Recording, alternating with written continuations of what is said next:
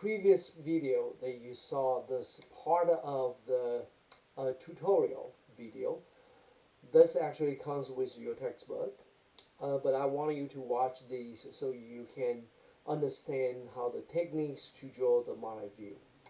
I didn't have time to play all the video. I just give you a taste and what you expect from those video. I do strongly recommend that you go through each one of the video, because in the exam you're going to have similar problem and we will give you different shape and you have to create a multi-view by a sketch.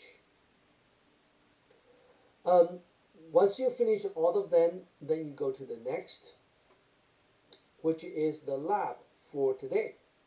Let's take a look at what the lab looks like. This one is not like a quiz. You actually have to download this PDF file and you print it. Then you can draw the sketch on paper. If you don't have a printer, you can copy it on any paper that you have. And once you finish, take a picture and you submit your work. So this lab that we start by so-called the missing lines.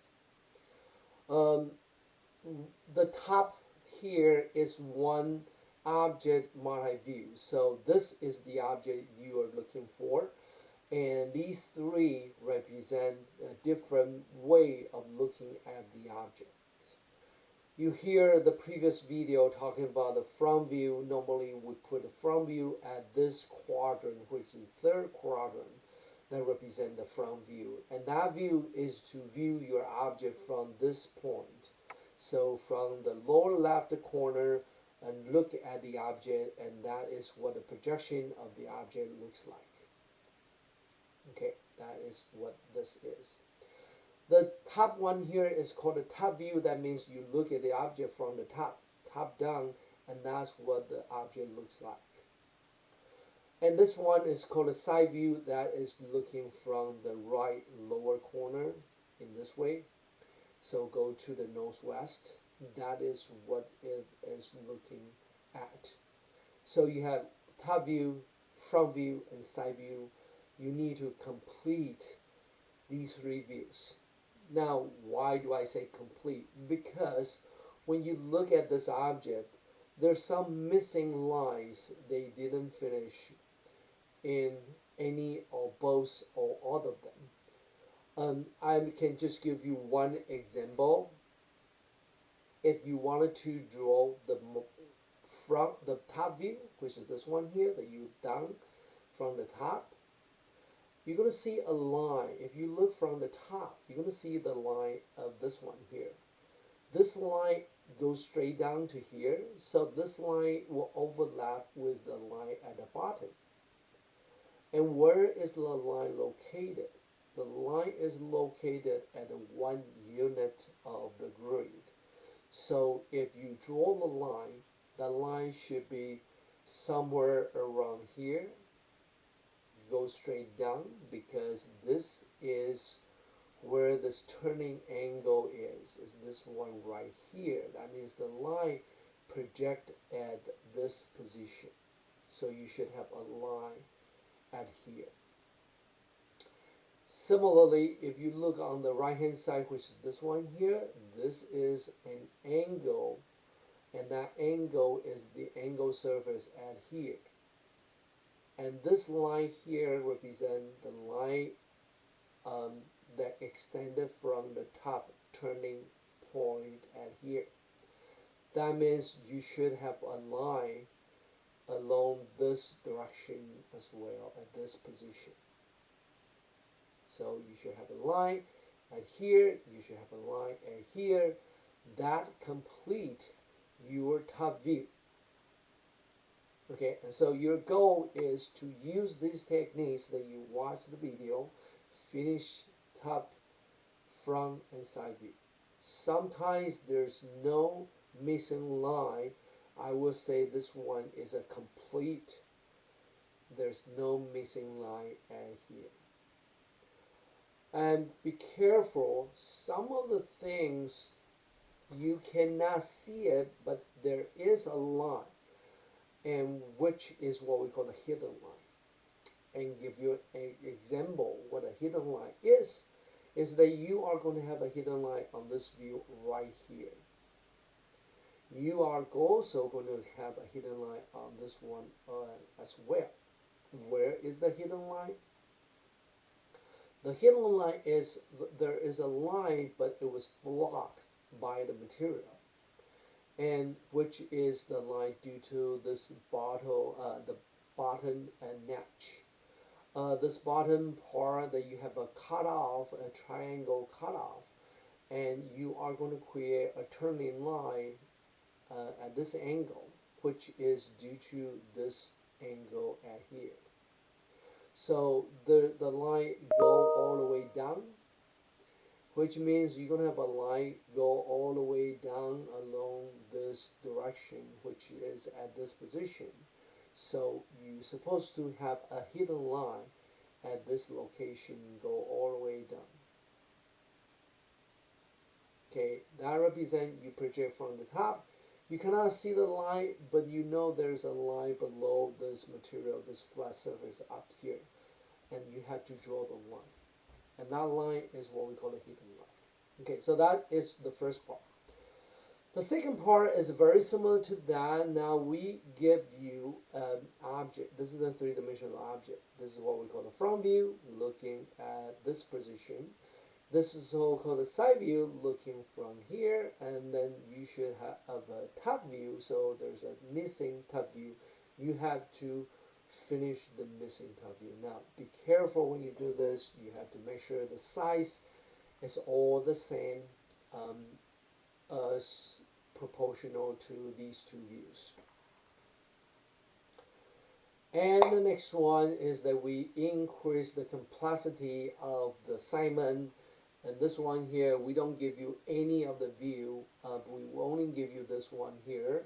All these numbers represent the dimension, so you can use 1 to represent 1 grid or 2 grid. Probably use 2 grid because 1 grid will be too small. And you have 0.5, you just use 1 grid length. So 1 represent 2 grid lengths, 0.5 represent 1 grid length.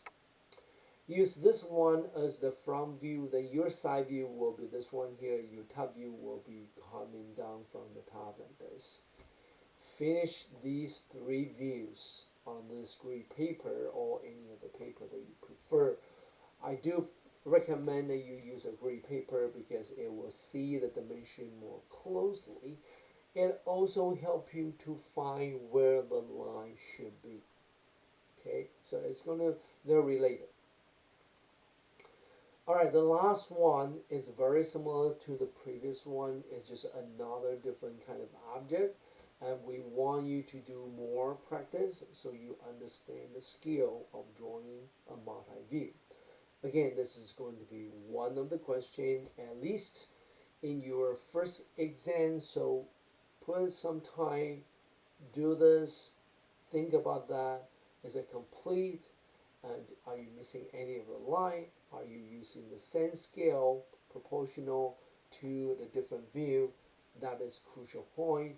All these numbers here represent like the proportional scale. So I told you you can use 5 by 5, which means each one of the grid is 5 millimeter, and everything on this one is millimeter. So if you have 20, that means a full grid, because 20 divided by 5 is 4. So full grid of the height is going to be this one. Okay, so but this one is a little bit different because we want the front view to be this way, okay? It's not this way. Again, this is a front view going this way. Then top view is going to be from the top to the bottom. Your side view will be this one here, looking from here to here. That will be the side view. Okay, so that is the task for today. Let me go down to the next one, which is the task you have to do on Thursday because you only have 1 unit. Well, I guess I only have 1 lab for this one here. Okay, let me just finish the homework. So the homework for this week is that you are going to do more of the multi-view. Again, this one you are going to do a sketch. And I said you don't need to do the dimensioning. Later on you will, but at this moment we don't ask you to do the dimension.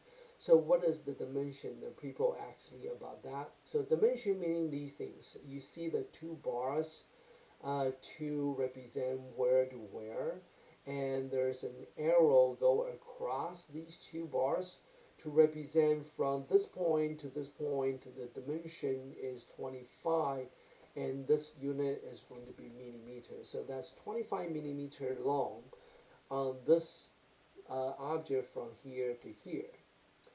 And there's another 20 at here, which is from this point to this point, where this point actually is the point at here. Because this is three dimensions, some of the things you have to use your imagination.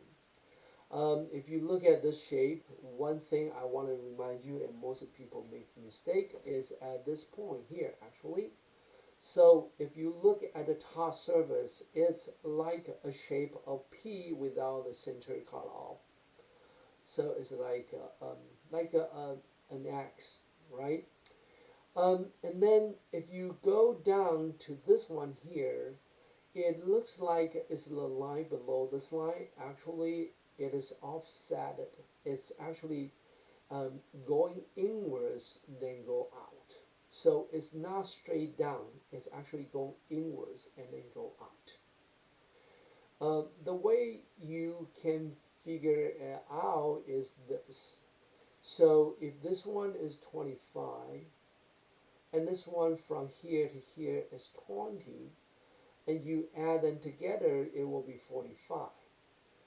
But if you look at the bottom right here, the width of this one is 40. It's not possible to be 45 and here. To make it 45, then one of them will be on top of the other one. So this one actually go inwards another 5 unit in order to make the total length from here to here to be 40. So in this exercise, you can use this grid paper, and remember, front view at here, top view at here, side view at here. Always put them at these three positions. Don't put it here. This position supposed to be the position for three-dimensional object. Because what I was saying is our US preference of drawing. This is called the third angle projection. We look an object from the third quadrant, and that is what we call the third angle projection. If you do it a different way, then the perspective and the position of the object will be at a different location. Okay, so that is what you have to do. I do record a video to give you some hint. So if you get stuck, you don't know how to do, but I do recommend that you finish that before you look at the video and compare your result. But if you get stuck, just watch the video, and I hope that you will learn how to make a multi-view at the end of this module. I think this is what you have to do for this week, and I'll see you next week.